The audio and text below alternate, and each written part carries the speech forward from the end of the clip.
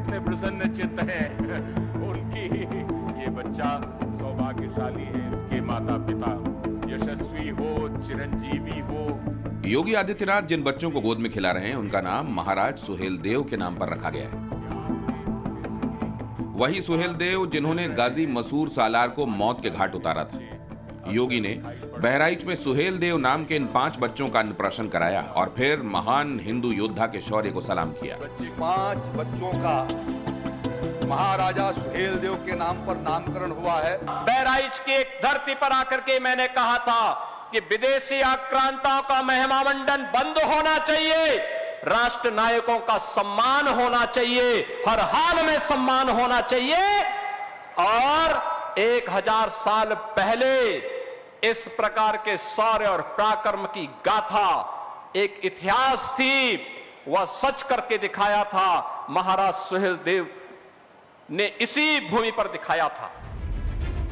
गाजी सालार मसूद को मंदिर और हिंदुओं का दुश्मन कहा जाता है। सोमनाथ मंदिर को लूटने वाले मोहम्मद गजनवी का भांजा था गाजी सालार मसूद। गुजरात के काठियावाड़ में सोमनाथ मंदिर पर हमला हुआ तब कायर फौज का नेतृत्व सालार मसूद ही कर रहा था। इसके बाद गाजी सालार ने उत्तर भारत की कई रियासतों में आक्रमण किए। उसके रास्ते में जो भी रियासतें आई उन्हें नष्ट किया गया। कहते हैं गाजी सालार मसूद ने हिंदुओं का जबरन धर्म परिवर्तन कराया और उसके आदेश को जो मानने से इनकार करता था उस जगह पर कत्लेआम मचा दिया जाता था। हालांकि मेरठ युद्ध के बाद गाजी सालार की ख्वाहिशें दम तोड़ती गईं। दिल्ली से विशाल सेना लेकर अवध की तरफ निकले गाजी सालार का चैप्टर महाराज सुहेलदेव ने हमेशा के लिए बंद कर दिया। कहते हैं साल 1030 के आसपास बहराइच में सुहेलदेव और गाजी सालार मसूद के बीच युद्ध हुआ था। तब अपने से 5 गुना ज्यादा सेना वाले गाजी सालार मसूद को सुहेलदेव ने बुरी तरह हराया था। गाजी सालार इस युद्ध में मारा गया। उसके केवल 6 साथी जिंदा बचे थे। तब गाजी सालार को बहराइच में दफना दिया गया। बाद में मुस्लिम शासकों ने उसकी कब्र बना दी। गाजी सालार की उस पहचान को सैकड़ों सालों तक जिंदा रखा गया। मगर अब योगी ने क्लियर कट मैसेज दे दिया है कि आक्रांताओं के हर चैप्टर को क्लोज किया जाएगा। महाराज सुहेलदेव के साथ कुल 20 से 25 हजार योद्धा थे। 1.5 लाख योद्धा सालार मसूद के साथ पास थे, लेकिन 20 से 25 हजार इन वीर बांकुरों ने उन विदेशी आक्रांताओं को गाजर और मूली की तरह ऐसा काटा कि उसके बाद वो दुष्ट सालार मसूद यहां जिंदा पकड़ लिया गया और उसको सजा भी ऐसी हुई कि जो इस्लाम के अनुसार जहन्नुम में जाने की गारंटी देता है। आज तक जो इतिहास में हमको गलत पढ़ाने का काम किया गया था, खास करके आजादी के बाद बक्का में जन्मे 15 साल के कार्यकाल वाले शिक्षा मंत्री के कार्यकाल में जिस तरह से गलत इतिहास को पढ़ा के हम लोग को दिग्भ्रमित करने का काम किया गया था, आज आपके राष्ट्र के नायक माननीय प्रकाश राजभर जी, माननीय योगी आदित्यनाथ और माननीय मोदी जी के नेतृत्व में हमको सही तथ्यों की जानकारी प्राप्त हो रही है। जो अभी तक हम लोगों ने दंश झेला था बहराइच वासियों ने, वो दंश धीरे धीरे समाप्ति हो रहे। चाहे दरगाह हो, चाहे लक्कड़ साहब बाबा हो, जो ये आक्रांता थे, इनके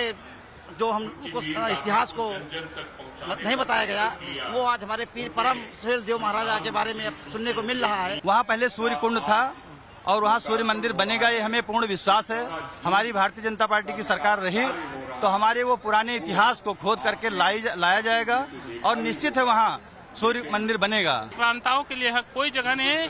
योगी आदित्यनाथ जी की सरकार है।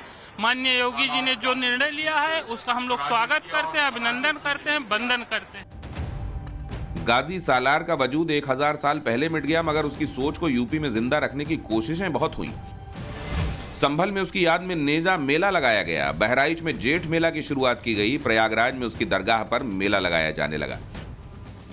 खुद को मुस्लिमों का रहनुमा बताने वाले असदुद्दीन ओवैसी भी गाजी सालार मसूद की कब्र पर चादर पोशी करने के लिए बहराइच गए थे। मगर योगी सरकार ने हिंदुओं का कत्लेआम करने वाले गाजी सालार के हितैषियों को एक्सपोज कर दिया। लुटेरों का महिमा मंडन करने वाले मेले को रद्द कर दिया गया। अब गाजी सालार के बजाय महाराजा सुहेलदेव का विजय मेला लगा करेगा। ये भारतीय जनता पार्टी हर मिली जुली संस्कृति, हर भाईचारे को और जो हमारे आपस के एक दूसरे के सम्मान करने का तरीका, जो रहने का तरीका है, जहाँ पर हम एक दूसरे से मिलते हैं, ये मेले क्या होते हैं जहां हम सब धर्म जाति के लोगों को मिलते हैं। अगर वो कुंभ की तारीफ कर सकते हैं तो किसी मेले और की तारीफ क्यों नहीं कर सकते। तो ये जो संस्कृति हमारी के मेले होते थे, कार्यक्रम होते थे, आयोजन होते थे, हिंदू मुस्लिम सिख ईसाई सब मिलकर के जो रहते थे, वो भारतीय जनता पार्टी को पसंद नहीं आ रहा और ये सब पर्दा डाल रहे हैं। तब कांग्रेस और समाजवादी पार्टी में होड़ लगती थी कि नहीं, गाजी मियां का विवाह होना चाहिए। हमने कहा विदेशी आक्रांताओं का महिमा मंडन नहीं होना चाहिए। और मैं धन्यवाद दूंगा उन सभी लोगों को जिन्होंने इस बार से गाजी के नाम पर होने वाले आयोजनों को पूरी तरह से बंद करवा दिया है। विदेशी आक्रांता के नाम पर कोई आयोजन नहीं होने चाहिए। आयोजन होंगे महाराज सुहेलदेव के नाम पर होंगे। बहराइच का मुख्य आयोजन होगा तो महाराज सुहेलदेव के नाम पर होगा। इस प्रतिमा को देखिए, हाथ में भाला और कंधे पर धनुष लिए घोड़े पर सवार, यही हैं महाराज सुहेलदेव। करीब 9 साल पहले अमित शाह ने बहराइच में राजा सुहेलदेव की प्रतिमा का अनावरण किया था। अप्रैल 2016 से ही दिल्ली से गाजीपुर के बीच सुहेलदेव एक्सप्रेस की शुरुआत की गई और 2018 में पीएम मोदी ने राजा सुहेलदेव के सम्मान में डाक टिकट जारी किया था। अब मुख्यमंत्री योगी आदित्यनाथ ने महाराज सुहेलदेव की प्रतिमा के जरिए बड़ी लकीर खींच दी है। महाराज सुहेलदेव की प्रतिमा करीब 40 फीट ऊंची है, चौड़ाई 17 फीट के आसपास है। कांसे से बने स्टैच्यू का वजन 17 टन है। इसे तैयार करने में 40 करोड़ रुपए खर्च हुए हैं। ये देश में 2 पैरों पर खड़ा सबसे बड़ा अश्वारोही स्टैच्यू है।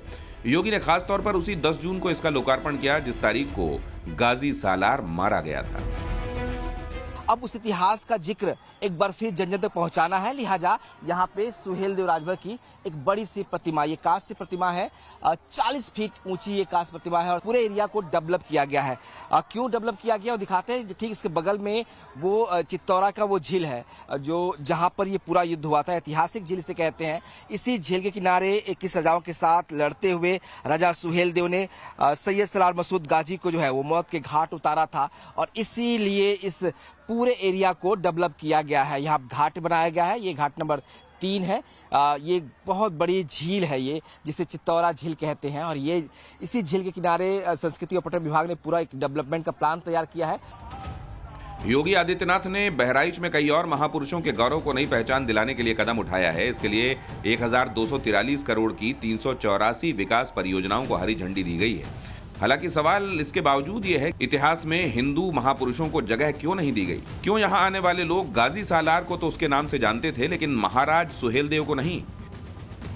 ये सैयद सलार मसूद गाजी की मजार है जहां यहाँ पे इन्हें गाजी मुया के रूप में पूजा जाता है। बड़ी संख्या में जो है वो लोग यहाँ पे आते हैं और इसमें आने वालों में सिर्फ मुस्लिम ही नहीं, हिंदू समाज के लोग भी हैं। आप यहाँ तस्वीर दिखाते हैं मजार की, आप देखेंगे यहाँ पे अर्जियाँ लगी हुई हैं चारों तरफ। जो है लोग जो आते हैं उनकी मुरादें पूरी होती हैं और इसलिए यहाँ पे लोग अर्जी भी लगाते हैं। तो और इसी मजार के जो प्रांगण है यहाँ पे एक मेला लगता है जो हर साल लगता है, जिसे जेठ मेला कहते हैं, जो 15 मई से लेकर 15 जून तक हर साल लगता है। लेकिन अब सरकार ने इस मेले पर रोक लगा दिया। क्या नाम है आपका भैया? अशोक कनौजिया। अशोक कनौजिया, कहाँ से आप आए हैं? आजमगढ़ लालगंज। आप एक मजार पे आए हैं? ये मजार बहुत मशहूर है और अच्छी मजार है, बाबा बहुत कृपा करते हैं। कभी राजा सुहेलदेव का नाम सुना है? सुना नहीं है, बस ऐसे दूसरे सुना है, अपना जानती नहीं है? अभी जानते नहीं। आप जानते हैं राजा सुहेलदेव को? नाम सुना है कभी? आप कहाँ से आए हैं? बड़ोदरा से। बड़ोदरा गुजरात से। अच्छा, घर वाले। तो आप लोग हर साल आते हैं, कभी आते हैं, पहली बार आए हैं? नहीं, ये तो तीसरी चौथी साल में आए। अच्छा, इससे पहले भी आते रहे? इसके पहले मेरे पापा आते थे। गाजी सालार मसूद पर यूपी में कई सियासी स्क्रिप्ट लिखी जा चुकी हैं। वोट बैंक की खातिर उसे सूफी संत तक बना दिया गया। मगर योगी ने हिंदुओं का कत्ल करने वाले और मंदिरों को लूटने वालों के बजाय हिंदुओं के गौरवमयी इतिहास को जिंदा करने का बीड़ा उठा लिया है और जल्द ही इसका बड़ा असर नजर भी आएगा। बहराइच से विनोद मिश्रा के साथ ब्यूरो रिपोर्ट, टाइम्स नाउ, नव भारत।